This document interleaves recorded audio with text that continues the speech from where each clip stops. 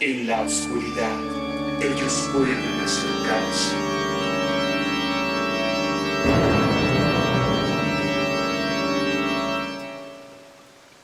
Bienvenidos. Te recordamos que este es un programa para mayores de edad. Si tú no lo eres, pídele permiso al adulto responsable.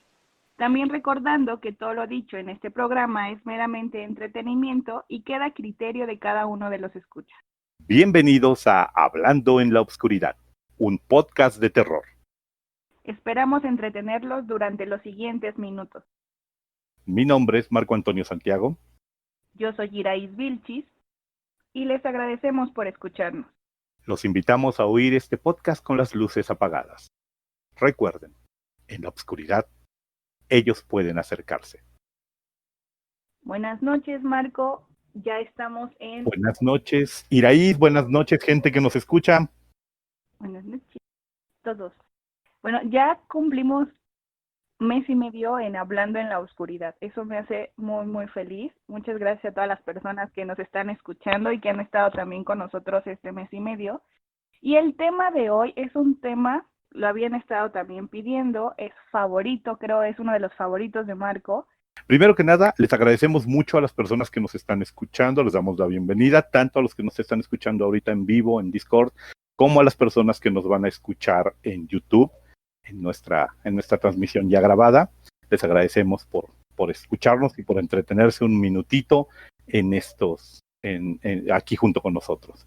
Y como dice Iraís, el tema es ovnis, UFO, vida extraterrestre, luces en el cielo inexplicables a lo largo de la historia. Ha habido muchísimas. Es complicado, digamos que, mencionar un origen. Okay. Sí, tu pregunta es pertinente. Efectivamente, a lo largo de la historia ha habido muchos momentos en los cuales las personas han volteado al cielo y se han preguntado qué es eso que observan en el aire, y ocurrió con las estrellas.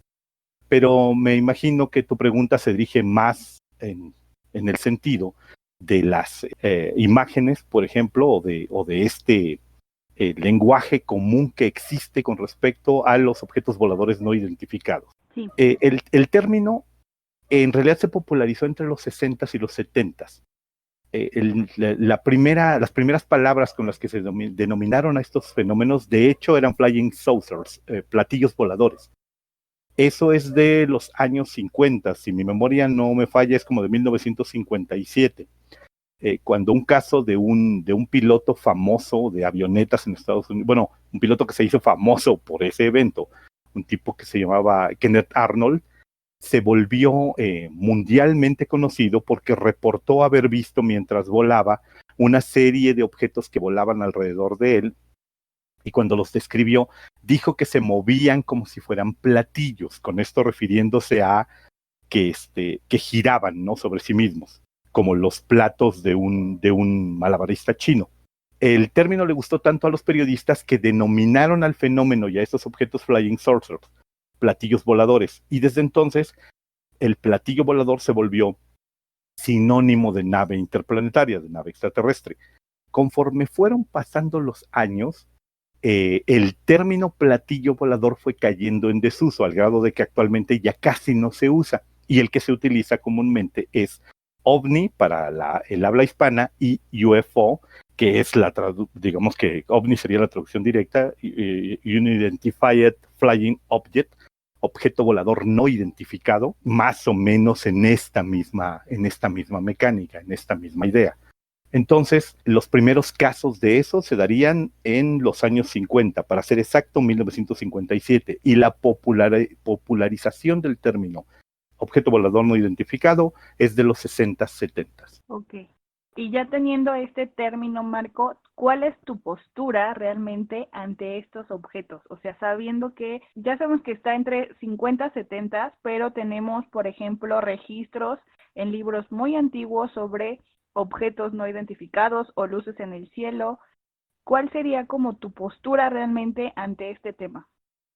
Mira, yo soy un enamorado de la idea de los viajes interplanetarios, de la idea de los seres extraterrestres.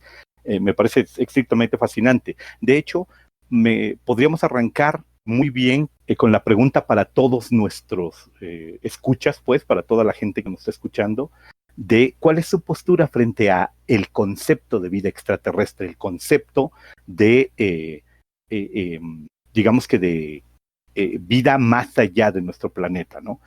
La mayor parte de la gente acepta que, por ejemplo, mientras que los fenómenos parapsicológicos de toda índole, fantasmas, duendes, poltergeist, posesiones demoníacas, tienen mucho de sustento en enfermedades mentales, en mentiras, en confusión, mirando hacia el vacío, hacia el cielo, es perfectamente posible, dado el tamaño de nuestro universo, que haya especies extraterrestres en el espacio, que haya más seres inteligentes aparte de nosotros. Creo que era Carl Sagan el que decía, ¿no? Que solo había dos alternativas, que era que el universo estuviera, digamos que tuviera más inteligencias, o que fuéramos los únicos en el universo, y que ambas perspectivas eran igualmente aterradoras.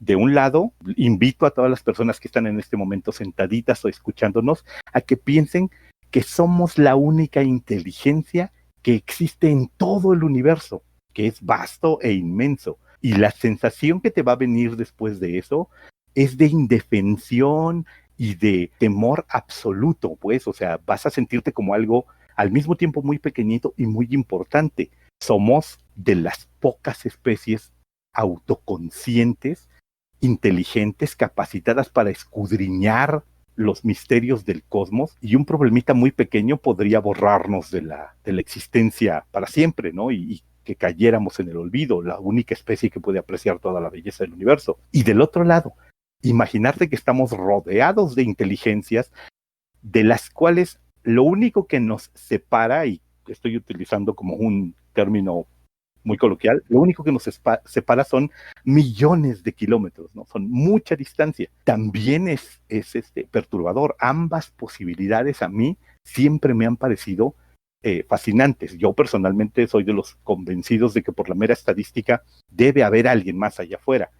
Ya tengo problemas con creer que eso que está allá afuera nos visita para secuestrar a nuestras vacas, pero de que es indudable que hay algo allá afuera, yo apuesto por esa lógica, por la lógica de allí arriba, en el vasto universo, tiene que haber más inteligencia. ¿Sabes? Uh-huh. Tomando esa pregunta, yo soy como todo lo contrario. O sea, no es que me niegue a que exista, o sea, otro ser o otros seres allá afuera, pero la idea de que puedan venir a nuestro planeta o puedan estar aquí me causa mucho miedo. O sea, uh-huh, al no conocer ese tipo de seres o realmente al no tener contacto realmente y estar llena a lo mejor con todas las películas de invasiones y demás, sí los veo como posibles depredadores, y yo siendo muy frágil y, o sea, que como dices, ¿no? En cualquier momento podemos desaparecer. Y fuera de que puedan, no sé, explotar un planeta, así ya viéndolo muy extremo, uh-huh, los humanos somos muy, muy frágiles, ¿no? O sea, cualquier cambio que no, o sea, lo estamos viendo ahorita, cualquier cambio, aunque sea muy pequeñito, nos puede alterar como todo, ¿no?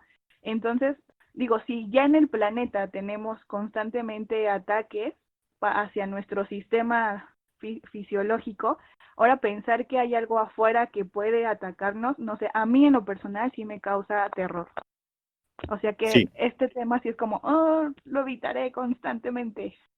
Procurarás no. Entonces te sugiero que apagues tu micrófono, apagues tus audífonos y te vayas a dormir, porque muy probablemente este programa te genere pesadillas. Sí, es cierto.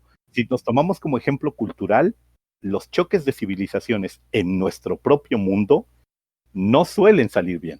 Sí, ¿no? Y realmente lo que vemos son como conquistas, la selección natural, aplican la selección natural, el más fuerte es el que sobrevive y el que se adapta mejor, pero digo, aunque me cause pesadillas, me encanta estar aquí, entonces me gustaría mucho, JC ya nos puso algo que es la idea de los ovnis, siempre deja la duda de por qué es como espionaje, incluso hasta poco cuidadoso, y en fin, ¿no?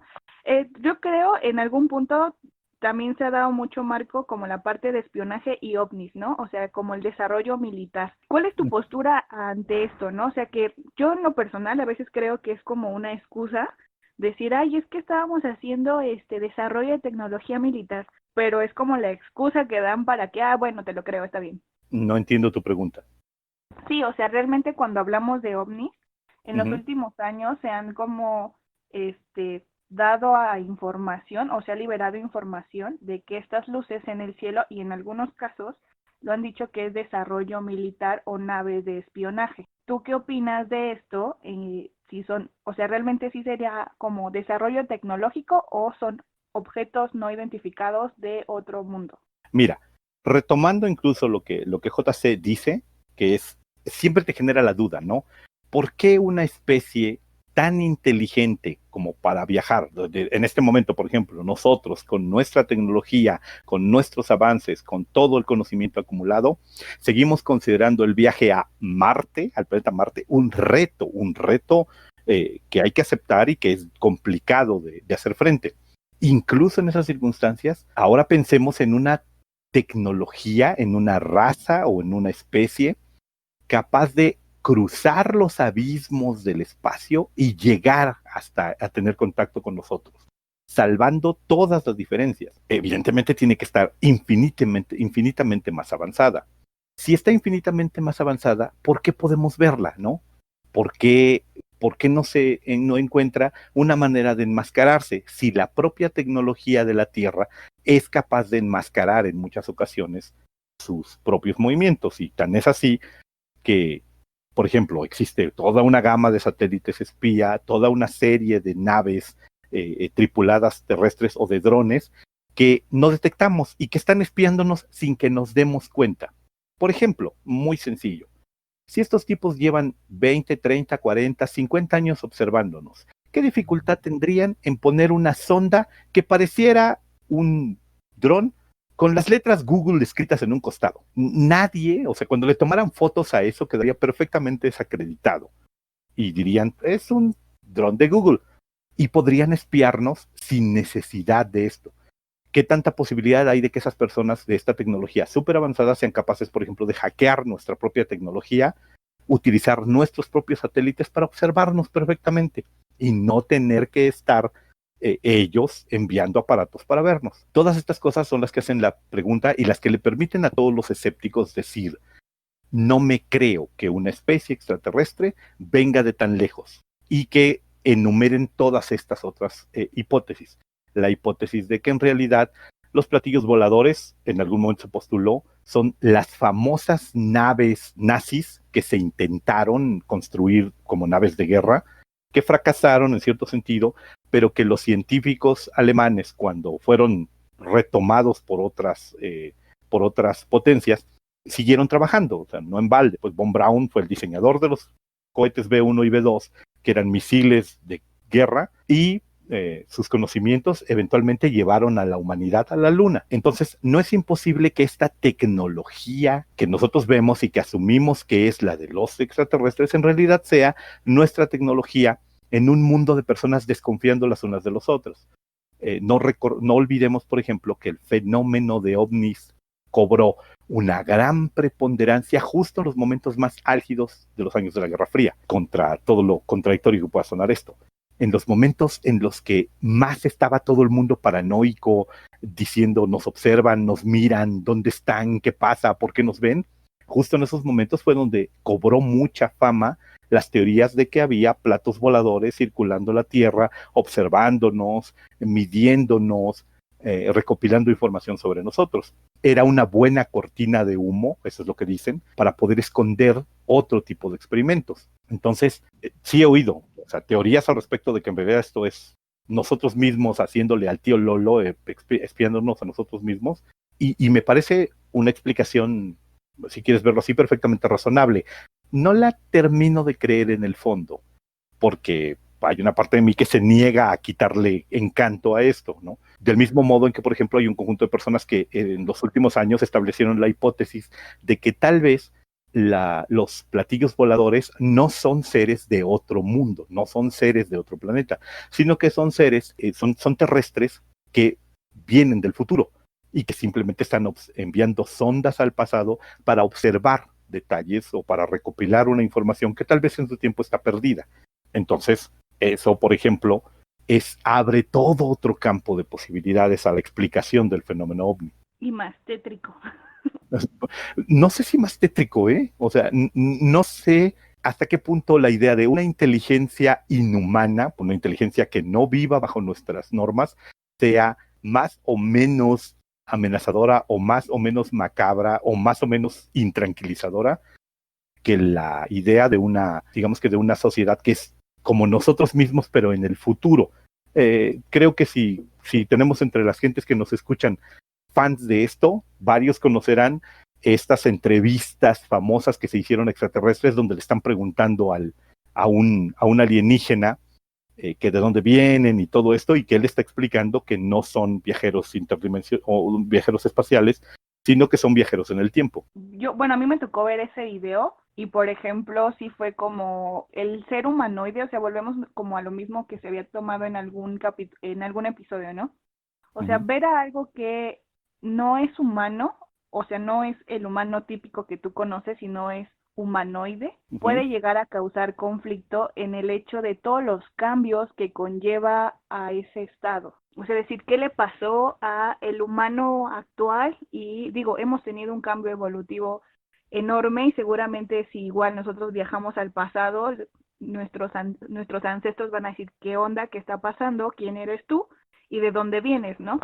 Pero, o sea, es lo mismo. O sea, a mí sí me causa como conflicto el hecho de decir, ¿qué te tuvo que llevar? O, por ejemplo, en el caso de los ovnis, ¿qué los tuvo que traer para que estés interesado en este planeta? Y fuera de lo que comentas, Marco, del hecho de que dices, ¿por qué se dejarían ver? Pues a lo mejor y su tecnología y la nuestra, a lo mejor no se esperaban que tuviéramos tecnología o no sé.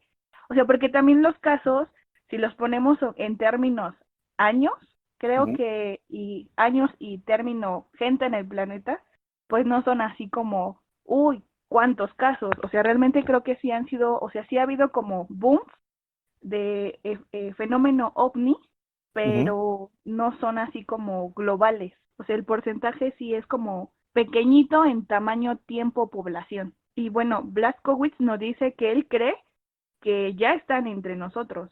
Ajá, sí, o sea, por ejemplo, Blazkowicz da el famosísimo mensaje que se popularizó en los años más álgidos de este fenómeno, en los años de los usurpadores de cuerpos y todo esto, de ya están entre nosotros. Que yo recuerdo varias películas que terminaban junto con este mensaje, ¿no? En este mismo momento, potencias superiores están observándonos detenidamente, y están infiltrándose en nuestra sociedad, podrían estar en este momento en su mismo país, en su misma ciudad, en su mismo barrio, e incluso podrían estar sentados justo al lado de usted, ¿no? Era muy famosa este final de varias películas que hablaban precisamente sobre la infiltración, el temor de que esas criaturas tengan objetivos oscuros y deseen ya estar entre nosotros, ¿no? O bueno, ya estén infiltradas, hayan conseguido disfrazarse adecuadamente de entre nosotros. Por ejemplo, JC dice, en porcentaje, creo que sospechamos que los ovnis tienen malas intenciones, en un 80 y en un 20% es probable que tengan fines pacíficos. Sí, o sea, nos gusta pensar, o sea, la mayor parte de la gente le gusta pensar que el siguiente extraterrestre que nos visita será más parecido a ET que a los trífidos de la Guerra de los Mundos, ¿no? Sí esperamos que el contacto sea un poco más amistoso. Yuri dice, fue Hawking el que decía que si una civilización extraterrestre llegaba a la Tierra era porque necesitaban recursos que posiblemente estén en la Tierra y sus fines no sean pacíficos. Sí, Hawking en sus últimos años prefiguró, ¿no?, dos alarmas muy famosas. La primera era sobre la inteligencia artificial, que decía, dejemos de desarrollar la inteligencia artificial con tanto entusiasmo, porque muy probablemente estas especulaciones de la ciencia ficción de que la inteligencia artificial se volverá contra nosotros sean probables. Y la otra es, dejemos de emitir mensajes, dejemos de radiar ondas, estamos llamando la atención. Tal vez lo que nos ha protegido de una invasión es que los que están allá afuera no saben que estamos aquí, y tal vez el hecho de que reciban un mensaje nuestro, escuchen digamos que una llamada o una onda de radio nos meta, eventualmente termine metiéndonos en problemas, ¿no? Alguien por ahí decía que en este momento la onda más antigua de la Tierra, la onda emitida en la Tierra más antigua, debe haber llegado apenas un poquito más allá de la distancia de 100 años luz, que es el tiempo que tenemos emitiendo, ¿no? Entonces, que si hay alguien en esas inmediaciones, en la vecindad, en los 100 años luz alrededor de nosotros, ya nos ha oído, ya sabe que estamos aquí, y quién sabe qué esté haciendo para acercarse a nosotros. Entonces, sí, o sea, Hawking decía mucho al respecto, digo, un poquito como expresando la paranoia sana. La experiencia nos dice que los contactos entre dos civilizaciones completamente distintas no suelen ser amistosos, a menos que ambas civilizaciones sean más o menos parecidas en cuanto a avance tecnológico, en cuanto a inteligencia, en cuanto a conocimientos. Si una de las dos es mucho más avanzada, el resultado nunca es bueno para la menos avanzada. Ahora, esto que dices con respecto a que es reciente, Irai, que era lo que arrancábamos aquí, ¿no? Uh-huh. En realidad, ciertos estudiosos del fenómeno ovni, entre los muy clavados, JJ Benítez, Eric von Daniken, otros autores de este estilo, hay una creencia de que la humanidad ha sido visitada por inteligencias extraterrestres desde hace muchísimo tiempo. Se hacen menciones, como anotaste al principio del programa, de que hay una especulación sobre que la Biblia, en las apariciones a Ezequiel, está describiendo un platillo volador. El Mahabharata habla de una guerra entre los dioses del cielo y los habitantes y los demonios de la tierra, que si la lees bajo cierta óptica parece una batalla intergaláctica en la que se utilizaron armas atómicas y armas de ciencia ficción. Entonces, por ejemplo, nosotros estamos muy cerca de esto.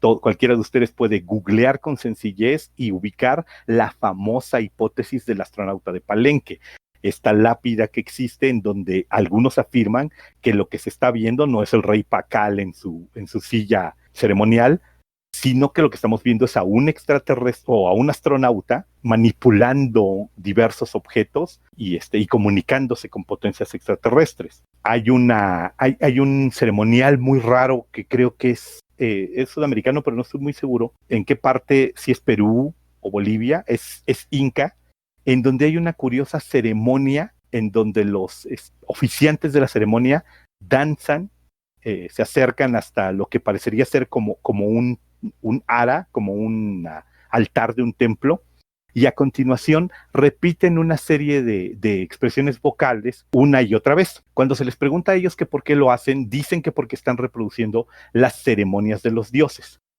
Y von Daniken decía que en realidad, cuando él veía esas cosas, le recordaba a la imagen de un piloto o de un controlador de vuelo, de un controlador aéreo, que está hablando enfrente de un monitor, comunicándose para dar instrucciones de aproximación o instrucciones de apertura de comunicación. Y decía, o sea, ¿de dónde aprendieron estos tipos esto, no? ¿Por qué la ceremonia se parece tanto, no?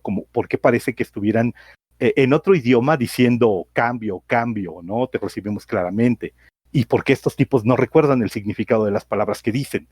Como si fueran una fórmula previa en conocimiento a lo que están expresando. Entonces, casos como ese, digo, llegaron a ridiculeces. Von Daniken llegó en algún momento a aventurar la teoría de que los mexicanos teníamos tortillas redondas porque eran la forma en la que recordábamos cómo nos habían visitado los dioses del cielo, y que por eso homenajeábamos en las tortillas la imagen de los visitantes de otro planeta, que es claramente una ridiculez. Claro. Pero detrás de todo eso sí hay 2 o 3 momentos. Yo, por ejemplo, no creo esto de que las pirámides hayan sido construidas por extraterrestres, pero sí he visto en varias ocasiones descripciones muy curiosas que de repente te hacen dudar, te hacen volar tu corazón. Víctor, esa es su teoría favorita hasta ahora. La de las tortillas. La de las tortillas, seguramente. Sí, Marco, bueno, viéndolo como país, México, realmente Uh-huh. creo que nosotros, por la cultura o la historia cultural que tenemos, por ejemplo, mayas, toda la parte como sureste, está muy relacionada con lo que son avistamientos visitas extraterrestres, ¿no? Y ahí lo plantean como una visita amable, ¿no? Porque fuera de que las pirámides estuvieran construidas por extraterrestres o no, realmente la postura que toman ellos es, vinieron a enseñarnos y a ver las estrellas y a ver cómo se movía el universo de cierta manera. Entonces, ellos lo mencionan como de una manera bonita. Bueno, a mí se me hace de una manera bonita, de cierto modo, ¿no? O sea, no es algo como que digas, oye, eso me da...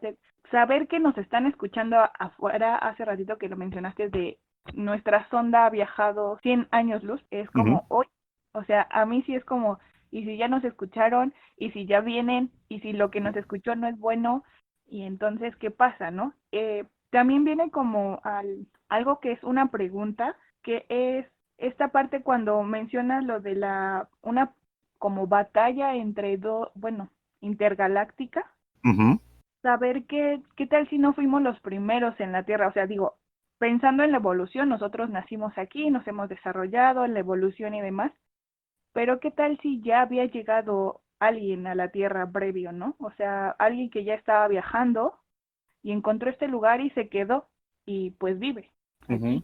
Y de cierto modo es extraterrestre, está antes que nosotros y nos está cuidando en silencio, ponlo así. No sé, se me ocurre. Que tenemos una raza protectora en este lugar. Sería bonito. Sería interesante. Mira, esto que mencionas ha tenido muchas versiones. Nos desvía un poquito el tema, pero está la famosa hipótesis siluriana de que antes que nosotros hubo una civilización que probablemente haya existido en el Mesozoico, y en ese caso está como macabra la posibilidad, ¿no?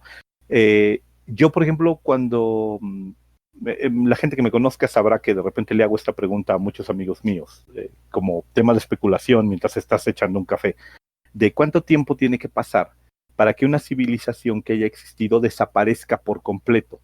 Es decir, si en la Tierra hubiera habido una tecnología, una especie tecnológica hace 50 millones de años, ¿qué tan sencillo no sería a nosotros registrarla, saber que estuvo allí? Al principio yo pensaba que era muy complicado, bueno, que se perdían una gran cantidad de cosas. Después empecé a ver los razonamientos, o sea, los geofísicos, los geólogos, gente mucho más inteligente que yo, planteaba precisamente las respuestas a esto y decía que incluso si una cultura desaparece por completo, sus residuos van a seguir existiendo en la Tierra durante un periodo de tiempo más o menos largo y que lo que tenemos que buscar son esos residuos, esas cosas que dejarán como pruebas incontrovertibles.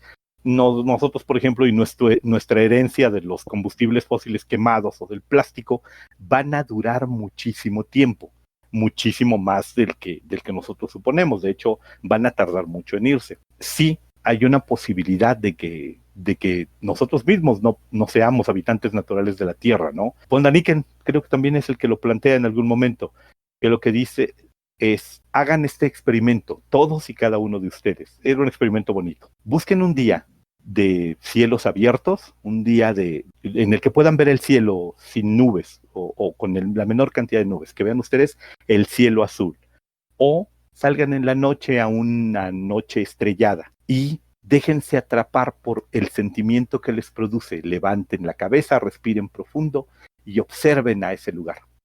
Y él sostenía que lo que invade al ser humano siempre es un sentimiento de nostalgia. Esto ya es discutible, o sea, por supuesto no lo estoy defendiendo, solo lo enumero, pero es curioso, sí, a mucha gente le pasa. Lo que él decía era que todos los que miramos al cielo y nos invade esta sensación de nostalgia es porque sabemos que en el fondo nuestro hogar no está aquí, sino que nuestro hogar está en las estrellas, que de ahí venimos y que eso es lo que extrañamos. Ok, eso suena muy interesante. Nunca me había puesto a pensar como en eso.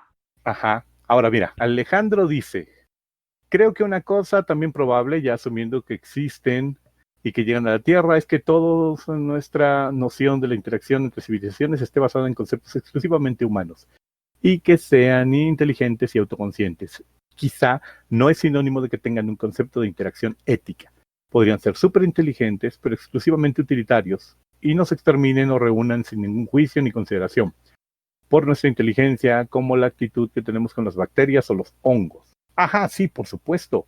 Incluso está la idea de que alguien hizo una clasificación de las especies extraterrestres no por las pruebas que existen, sino por lo que podrían desear de nosotros, ¿no? Y están desde aquellas que serán colonizadoras, nos verán como un recurso dentro del lugar, como ganado, hasta las que serán completamente exterminadoras, las que serán parasitarias, o sea, aquellas que nada garantiza, por ejemplo, que un extraterrestre que nos invada sea naturalmente más inteligente, solo tiene que estar mejor adaptado al espacio.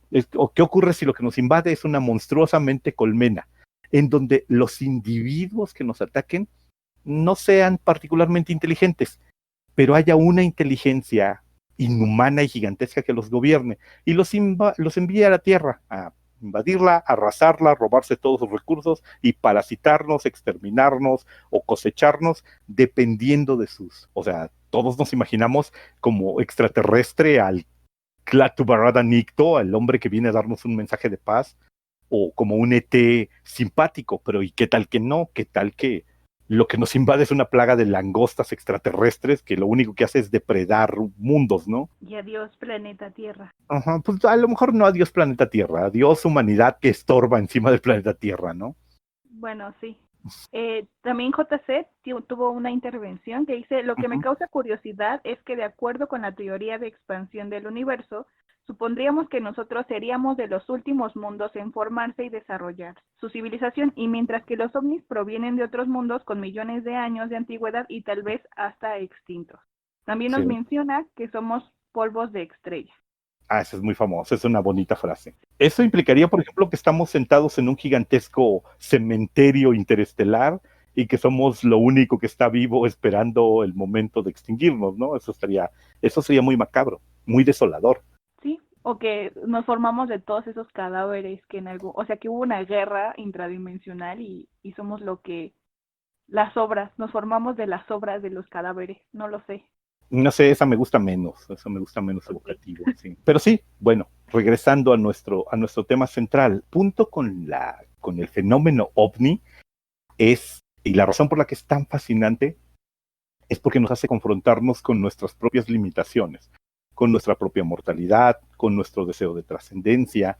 O sea, hay unas luces en el cielo, no sabemos exactamente qué son, pero nos regresan a una época de mucho temor. Por eso necesitamos darles una explicación, por eso necesitamos cuadrarlas y clasificarlas.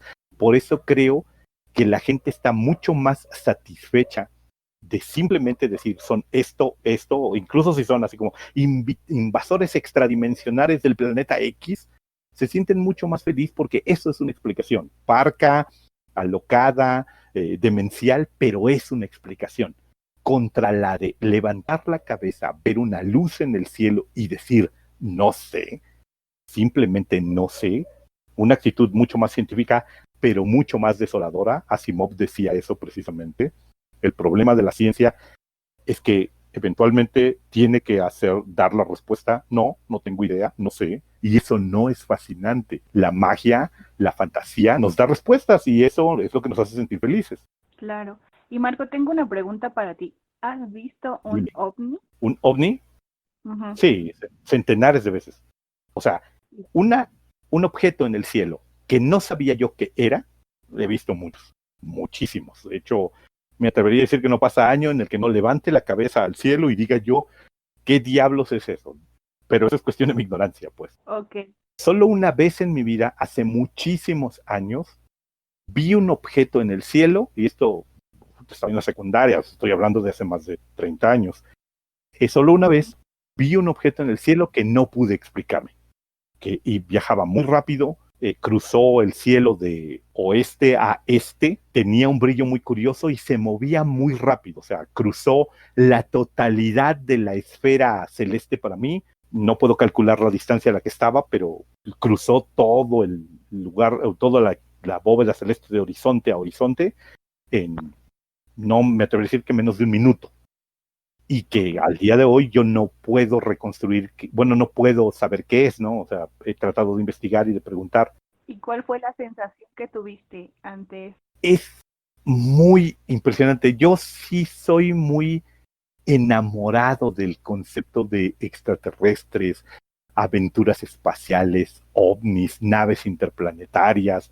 Esas cosas a mí siempre me han parecido muy atractivas, fascinantes, siempre me han gustado. Entonces, me entusiasma, la sola mención de todo el asunto me entusiasma, tal vez por eso es que no me gustan los charlatanes y tengo una sensación de repulsión automática por los charlatanes, porque me parece que convierten algo que para mí es como muy mágico y muy místico, y estoy exagerando en ese sentido, pero algo como muy fascinante, lo convierten en algo trivial, de lo cual quieren hacer conferencias y vender camisetas y réplicas de su guante teletransportador, ¿no? Y eso me molesta que la gente trate de engañarte, porque el fenómeno ya me parece suficientemente fascinante sin tratar de mentir, simplemente aceptando, no sé qué es esto, no sé qué es aquello, no puedo darle en este momento una explicación a tal cosa. Entonces, que sí he visto ovnis, sí. Recuerdo en alguna ocasión incluso haber inventado un ovni, no de haberlo creado yo, sino de estar en la parada del camión observando al cielo un objeto brillante que eventualmente descubrí era un globo sonda, pero empezar yo a mirarlo, darle un codazo a la persona que estaba junto de mí y decirle, mire, ve eso, y más gente volteando a verlo, y de repente centenares de personas señalando en el aire, gritando, tratando de tomarle fotos y reportándolo a los Skywatchers, ¿no? Cuando en realidad yo sabía perfectamente, es un globo sonda, pero la sensación es agradable, la sensación de, ¿qué es ese misterioso objeto brillante en el cielo? Es agradable. Y el susto que seguramente se llevó la gente, que te ha de recordar. Tenemos varias y comentarios. Intervenciones, sí. JC nos dice, una vez hace unos años, en la madrugada se movía algo muy rápido, pero sin luz, viajando de sur a norte con una forma triangular. Okay. Y también, bueno, en internet hay como muchas historias sobre esta forma, ¿no? Triangular, o sea que dejó también, quiero pensar que cambiaron de modelo los ovnis, y como habías comentado, ¿no? Se fue como un poco dejar de ser platillos voladores. Se han visto estas formas triangulares recientemente, ¿no? En el cielo. Uh-huh. Y bueno, tenemos también a Yuri que dice, recuerdo la emoción que sentí al ver un montón de satélites pensando que era una formación de naves extraterrestres. Yo era un niño como de 10 años. ¿Qué? Uh-huh. Sí, aquí está Alejandro que dice una definición acotada a lo que puede identificar el observador. Los mejores ovnis son los que menos gente puede identificar. Podríamos dar una escala de ovnis del 1 al 7,000 millones. Ajá, sí. O sea, el tema fascinante con esto es que, o sea, entre otras muchas cosas entra en juego, por un lado, nuestra ignorancia y por el otro lado, nuestro deseo de no confesar abiertamente nuestra ignorancia. El gran problema del fenómeno ovni es que contestar no sé qué era, te coloca automáticamente en un lugar mucho menos fascinante y mucho menos encantador que el decir era una nave extraña, daba vueltas raras, no podía ser un globo, no podía ser una avioneta, no podía ser un avión fuera de ruta. No, tenía que ser otra cosa. Porque una anécdota en la que dices, una luz y supongo que era Venus pasando a través de, bueno, la luz refractada de Venus pasando a través de una nube que era demasiado tenue, o una nube en forma de disco que yo confundí, pues te hace ver como un tonto, ¿no? Y eso no es tan fascinante. Y bueno, Marco, un poquito sobre la pregunta que te hice de cuál fue tu sensación. Actualmente, si vieras uno, o sea, que vieras un objeto volador no identificado, pero no le pudieras dar una explicación, una noche, ¿qué harías? Aparte de emocionarte, obviamente, pero... Aparte de emocionarme mucho, sí, es que depende, Iraís, porque por ejemplo, si solo ves en el cielo una luz que no puedes explicarte, para mí sería como súper festivo, sería como súper emocionante, ¿no? De como, wow, qué increíble, pero si ya hablamos de la dimensión terrorífica, es decir, ¿qué ocurre si yo estoy, digamos que en la noche, en mi cama, de repente veo resplandores extraños, me doy cuenta que no me puedo mover y varias figuras alargadas y grisáceas entran en mi habitación y empiezan a manipularme? Evidentemente que no va a ser una experiencia grata, pues no va a ser algo agradable. Mientras se mantengan como luces en el cielo, creo que para mí siempre cedería más al terreno de lo fascinante, al terreno de lo más intrigante y más divertido que otra cosa. Pero la perspectiva de trabar contacto con una inteligencia extraterrestre, personalmente, para mí, no es tranquilizadora, porque me rehúso a creer que esto vaya a terminar con un venimos a nombrarte virrey intergaláctico fulano, sino que más bien creo que como en cualquier otra visita, pues, o sea, serías una cobaya, una rata, una lagartija. En el mejor de los casos, espero que esta especie extraterrestre sea como los biólogos que conocemos, como ustedes, varios de los que nos escuchan, y como tú misma, Ira, van a una reserva ecológica y no quieren hacerles daño a los animales, quieren aprender de ellos, tal vez los marquen, tal vez los censen, tal vez los pinten, procurando intervenir lo menos posible en la vida de esta criatura, ¿no? De todos modos, asumo que el evento es muy traumático y lo que he oído es que la interacción suele ser de repente no tan agradable, pero el científico trata de establecer una relación sana. Entonces, esa es para mí la mejor perspectiva, donde quienes me visitan son unos científicos extraterrestres que lo que quieren es aprender de mí, me van a manipular un poquito y tal vez de repente tenga yo una marquita en el cuerpo que no pueda explicar y hasta allí. Pero ¿qué tal que ocurre que vienen en ánimo de recolección, ¿no? Necesitan muestras y en ese caso el asunto no va a terminar muy bien. Ahí No, sí creo que entra la de dimensión hecho, del horror. de hecho no acabarías tú en el Uh -huh. planeta Tierra seguramente. Aquí tenemos un de Graciela, el anterior, Elena, que nos dice los fragmentos de basura espacial se ven desconcertantes, es emocionante. Sí, sí, sí. Hemos compartido visiones de estos como alambritos que se ionizan en el espacio, y no sé si los han visto ustedes, así como de repente ves una tirita de luz en el aire, que son pues simplemente fragmentos de alambre que vienen cayendo, se superionizan y se iluminan como una lámpara incandescente. Y JC que dice, lo que es curioso es identificar los patrones en los cuales se manifiestan sus apariciones. Algunos dicen que se presentan en lugares, momentos antes de grandes tragedias, un terremoto, una explosión, sitios aislados o místicos, o vigilan el movimiento de vehículos voladores de alta tecnología. Sí, eso también lo he oído, e Iraíz tenía una participación al respecto, ¿no? De estas apariciones de luces en momentos especiales. Sí, de hecho tenemos como mucho información más que nada en el Popocatépetl, por ejemplo, ¿no? Yo, bueno, mamá tiene un amigo de hace muchos años y él así afirmaba fervientemente que en alguna erupción del Popo, pues él se acerca y pues toma fotografías de la erupción y en sus fotos aparecen estas luces, ¿no? Y que él asegura que mientras estaba viendo el fenómeno había muchas luces en el Popocatépetl. Y bueno, internet está inundado, ¿no? Sobre estos acontecimientos. ¿Qué les llame la atención que sean esas cosas? Pues también nos lo explican muy bien. Sí, bueno, hay casos aquí en donde se reportaron apariciones de ovnis antes del terremoto de 85, se reportaron apariciones de ovnis antes del terremoto de ahora de 2017, se reportaron apariciones en distintas explosiones volcánicas, hay hasta gente que sostiene que se vieron objetos voladores no identificados cuando los ataques terroristas a las Torres Gemelas en el 11 de septiembre. Entonces, como mención, por así decirlo, de estos extraterrestres o de estos objetos voladores como observadores de catástrofes, es un lugar más o menos común. Este comentario de Alejandro es interesante. En Chihuahua los rarámuris hablaban de duendes que se llevaban a los niños y los regresaban años después, de la misma edad que se los llevaban, y los niños no recordaban nada. Luego en el norte de Canadá explicaron casos similares con la dilatación temporal que se experimentaría en un viaje a velocidades relativistas. Mira, combinando nuestros programas anteriores con ¿no? Duendes y extraterrestres relativistas. Sería interesante. De hecho, chicos, les recordamos que si ustedes dicen, yo no quiero escribir, quiero hablar, nos pongan un emoji y ábreme el micrófono y lo pueden hacer completamente, ¿eh? Recuerden que ustedes pueden también participar con su linda voz en este programa.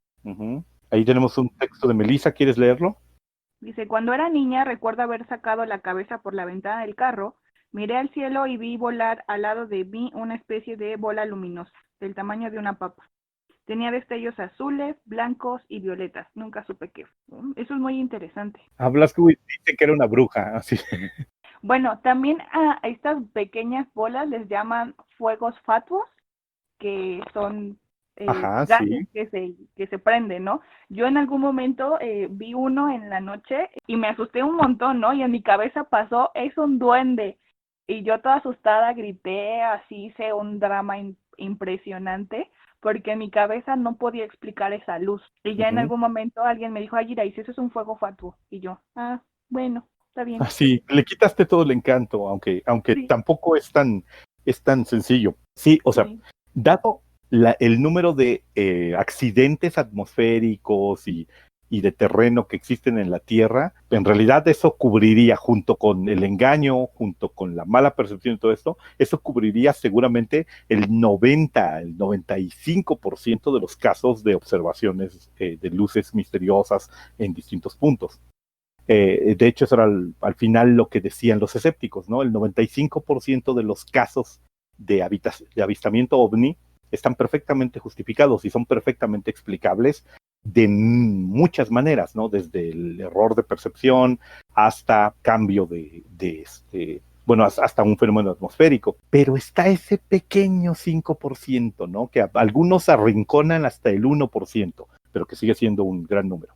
¿Qué ocurre cuando el observador es alguien que no tiene ningún interés en mentir, que hace una observación y una declaración honesta, que el objeto no puede ser explicado o la circunstancia no puede ser explicada? ¿Qué ocurre allí, no? ¿Qué pasa cuando el caso desafía otras explicaciones? Y el asunto es lo que tenemos que decir los seres humanos, simplemente los más razonables, es, ok, esto no tiene explicación, esto no sé qué es. Ahí es donde entra la charlatanería que dice, como no, es un visitante del planeta Olympus con objetivo de aniquilar a la Tierra, ¿no? Claro, bueno, creo que el día de hoy nadie quiere participar con sus historias y que escuchen su voz. Ujú. Sí, bueno, no importa, o sea, Está hoy bien. estarán calladitos y disciplinados, eso me gusta, eso me gusta. Pues Ajá. mira, sin sentir, ya nos vamos acercando al final del programa, ¿eh? Sí, sí, y de hecho, algo que es, este tema no se acaba, obviamente, ahorita solo hablamos de ovnis, luces en el cielo, y tenemos un mundo que, o sea, sí da un poco de miedo, a mí me da miedo, y a lo mejor a ustedes les dé un poco, o les cause fascinación o temor, dependiendo de cada uno de ustedes.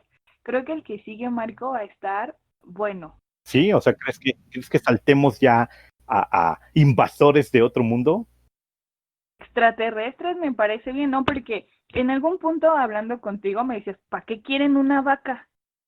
O sea, no entiendo para qué querrían una vaca. Ajá, sí, sí, sí, o sea, el fenómeno extraterrestre ha sido vinculado incluso al fenómeno chupacabras, ¿no? Ujú.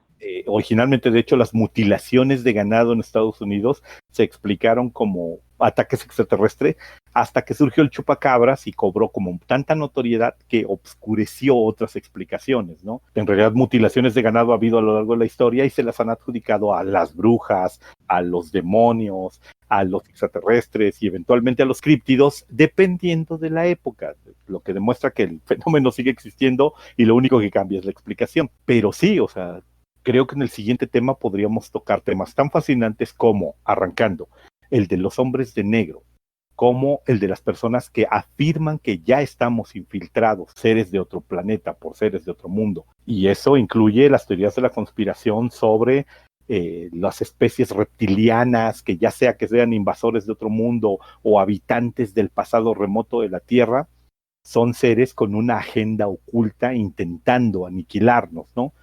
Pensemos simplemente en esto, mira, antes de que nos vayamos y para irnos despidiendo, está este famoso texto. Muy probablemente algunos de los que nos están oyendo o todos los que están oyendo lo recuperen o lo reconozcan inmediatamente. Ujú. Nadie hubiera creído en los últimos años del siglo XIX que las cosas humanas fueran escudriñadas aguda y atentamente por inteligencias superiores a la del hombre inmortales. Sin embargo, como la de este, que mientras los hombres se afanaban en sus asuntos, fuesen examinados y estudiados casi de tan cerca como pueden serlo en el microscopio las transitorias criaturas que pululan y se multiplican en una gota de agua.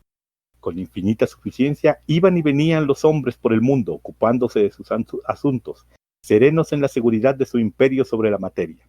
Es posible que bajo el microscopio obren de igual manera los infusorios, Nadie imaginó que de los más antiguos mundos del espacio pudiera sobrevenir un peligro para la existencia humana.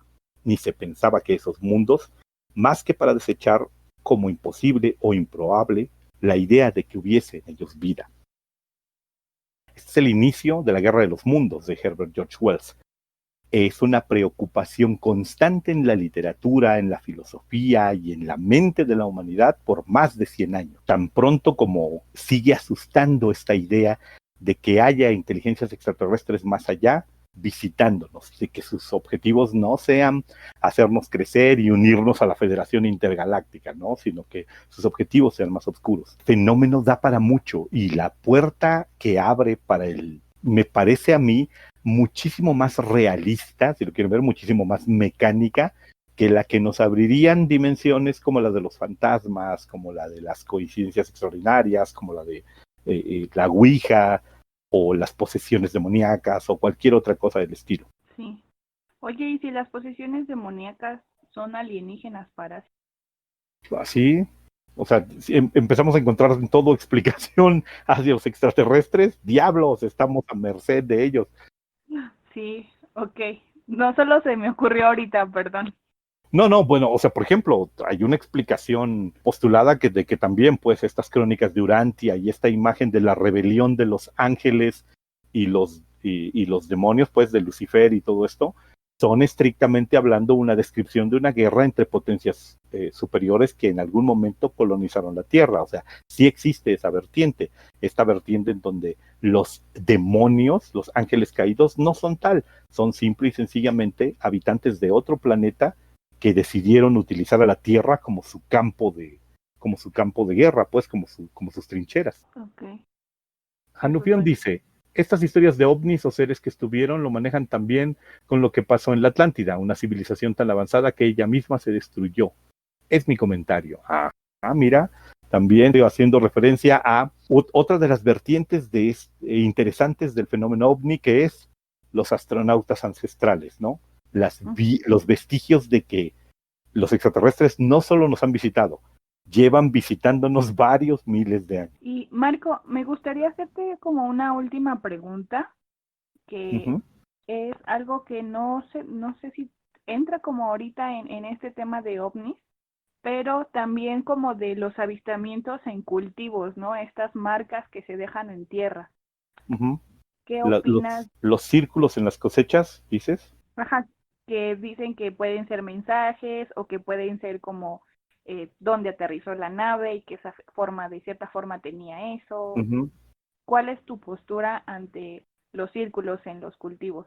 Mira, el problema con los círculos en los cultivos es que yo no tuve tiempo de fascinarme rápidamente con la idea. Para cuando yo me enteré del fenómeno y el fenómeno cobró notoriedad, ya habían aparecido algunos escépticos que lo desmintieron como con mucha rapidez. Entonces me impidió sentirme fascinado. Sé de muchas gentes a las que la idea de los círculos en las cosechas les parecían muy interesante y sentían que era como, ok, es una manera curiosa de mandar un mensaje, ¿no?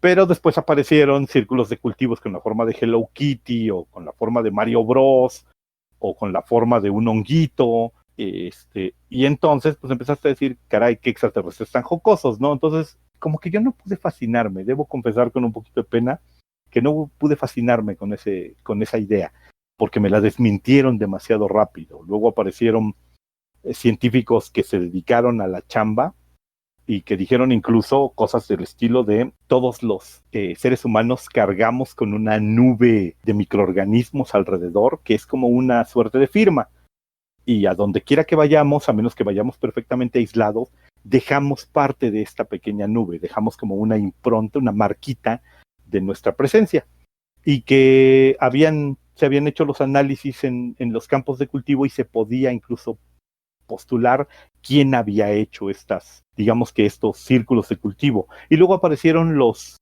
hermanos, creo, o amigos, que confesaron abiertamente haber sido quienes fabricaron el fenómeno, quienes habían realizado los primeros círculos, y que les había llamado mucho la atención que miles de personas en el mundo los siguieran. Por ejemplo, esto que dice Melissa es muy interesante, lo de las líneas de Nazca, porque las líneas de Nazca son como la idea de los círculos de cultivo, pero no son recientes, tienen cientos o miles de años. Entonces ya ahí entramos en otro terreno de discusión. Ujú. Rafa dice, leí en alguna ocasión una teoría de un invernadero donde la humanidad es vigilada por una civilización paciente y quizás capaz de viaje en el tiempo que simplemente nos monitorea periódicamente, junto con otros muchos mundos subdesarrollados, para ver si tenemos algo de interés, interactuando y estudiando sin mucha intervención, porque somos una inversión pequeña. Es exactamente lo mismo, pero en otro nivel de la especulación de que somos una simulación, ¿no? Se espera obtener un resultado de nosotros haciendo una complejísima simulación en la que se espera que demos algún resultado, no se sabe exactamente cuál, y que pues, lo único que esperamos es que si estamos siendo la simulación de un estudiante universitario, la beca le siga cayendo cada mes para que pague la luz y no nos apaguen de golpe, ¿no? Esperemos que su CONACYT no sea tacaño y siga por Ajá, allí. sí, sí, y si nos mantenga esto. Pues yo creo que sí, podríamos hablar de los vestigios de antaño y de los modernos eventos traumáticos que han tenido que ver con historias de extraterrestres en nuestro siguiente programa. Sí, me parece que es muy interesante el tema. Me encanta, aunque voy a tener pesadillas seguramente. Con un ser grisáceo de ojos rasgados y con aspecto de haber sufrido o de sufrir progeria, que con sus dedos largos te manipula. Pues espero que sea un gris y no otro ser o otro ente. Así, uno aún peor. Uno aún peor. El juego de rol de Starfighter me ha dado una gama muy grande de cuáles son los seres que me puedo encontrar en el universo. Uy, no, hombre, apenas hemos rascado la superficie de eso, Iraís. Oh, no, imagínate. No. Pero bueno, sí tenemos un montón de casos que podemos mencionar, que se nos quedaron pendientes, pero que podemos abordar en el siguiente programa si gustas. Sí, Entonces, pues podemos irnos despidiendo, si quieres.